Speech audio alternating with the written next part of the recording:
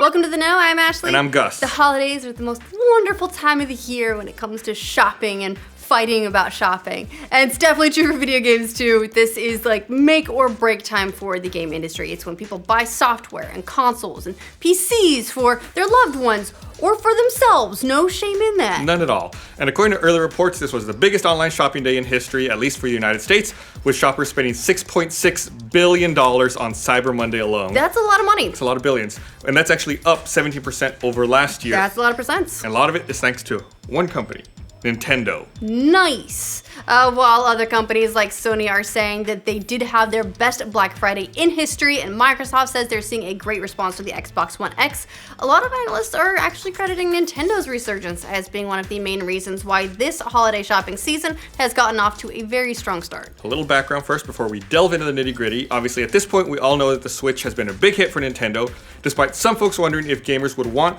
a portable hybrid console in this age of smartphones and tablets. People have gobbled up Switches, leading to shortages and Nintendo scrabbling to fill shelves. At the end of September, Nintendo had already posted sales of more than 7.6 million Switches globally. Nintendo now expects to ship 14 million units for the first full year of the console, which is a huge step up from their initial projections, which they felt were optimistic of 10 million. Of course, games are ultimately what sell a console, and the Switch has been a beast on that end too, with a very impressive launch lineup that's included Zelda Breath of the Wild, Super Mario Odyssey, Splatoon 2.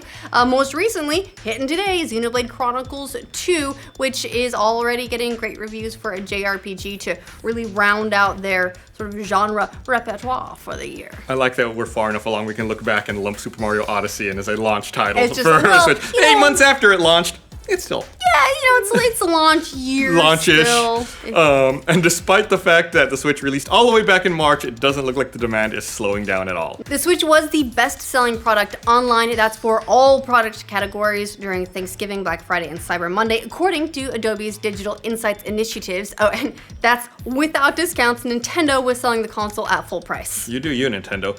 According to their numbers for Cyber Monday, the Switch was the top-selling product, followed by the Google Chromecast, the Roku, Hatchimals, and Collectibles.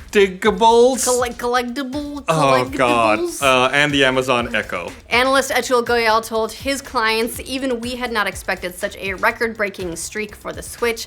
This strong sales is going to create a robust installed base, which is where game software will monetize over the next 5 to 7 years. And he's right. The installed base is really important for a console because if people don't own your console, they're not going to buy games for it. Look at the Wii U.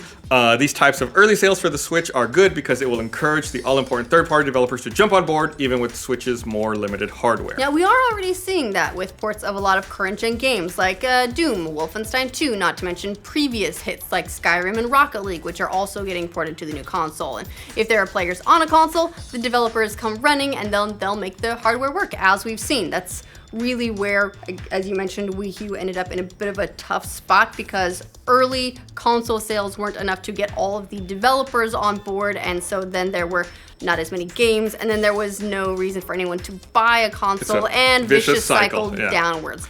Instead, they're at least benefiting from the vicious cycle upwards.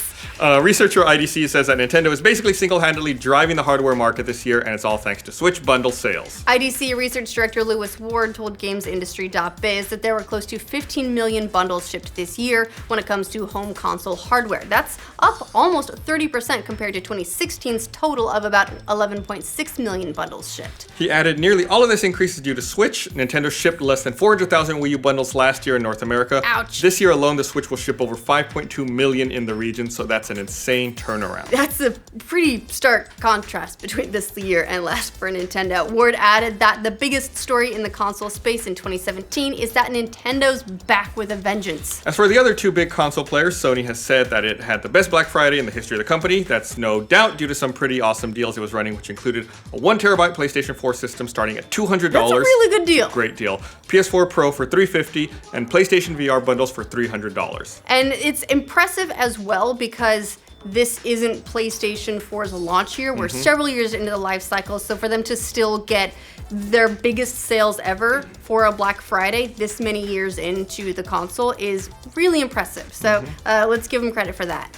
Eric Lempel, the head of PlayStation Network, said Sony sold more consoles than they ever had in their 23-year history. saying. It's going into this generation, a lot of people were counting out the console business and saying it wasn't going to work out. But as you can see, the PlayStation 4 business is thriving. Ward, the IDC research director, says that he thinks the PS4 will outsell the Xbox One for this year, which is really not a big surprise. Not a huge surprise. Given PlayStation's dominance in this console generation. But it's not all bad for Microsoft, though. Yes, they may not be making the raw numbers. They have said before the Xbox One X is doing well out of the gate. Some analysts have already raised their estimates for its sales. Wedbush Securities analyst Michael Pachter, the Pack Attack, says that he thinks the Xbox One X will sell 1 million to 1.5 million units this year, which is pretty great considering it is the higher tier of console. Yeah, it's an expensive console. It is very heavy. Yeah, but how long can those sales last? Others are wondering how much of a demand there will ultimately be for a higher-end system that costs $500. Yeah, DFC Intelligence's David Cole says, I think overall there is an issue of limited demand for a high-end game system.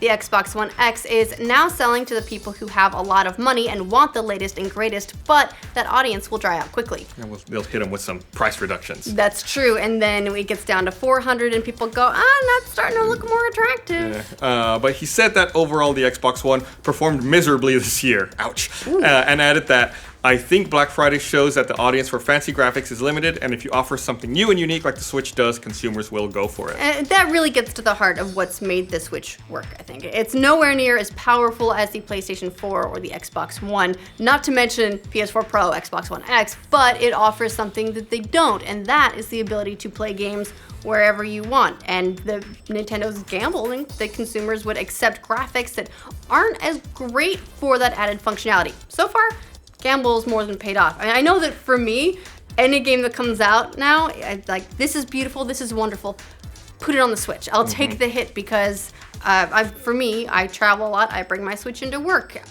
I like having it wherever I am, and I'm willing to take the hit. So the gamble paid off for me, at least. Yep. The Switch also seems to have broken through, much like the Wii did, into the casual market of gamers who also seem to want it. And that's when you start to see really, really big sales numbers. Some analysts have even compared it to mobile devices, meaning that instead of one Switch per house, we might see one Switch per person per house, which would mean even more sales. And that's kind of where a lot of their upwards analysis is going, is that they see people now buying it more like a handheld than a console, which is true. I'm not going to share mine. But we'll have to wait and see how well the Switch does ultimately. So far, though, the good times keep rolling for Nintendo, and they're the hardware kings for the year so far, it seems. What do you guys think of these Black Friday numbers and Nintendo getting credited for the uptick in hardware sales? Let us know in the comments. And for all your Nintendo, Sony, Microsoft hardware news, make sure you like this video. If you're new around here, subscribe to The Know. I need to go argue with people on the internet. Yay! Nintendo now expects to ship 14 million units for the fully. I've been doing that a lot today. Even we had not expected such a record-breaking streak for the Switch. This strong sales isn't going... Weedbush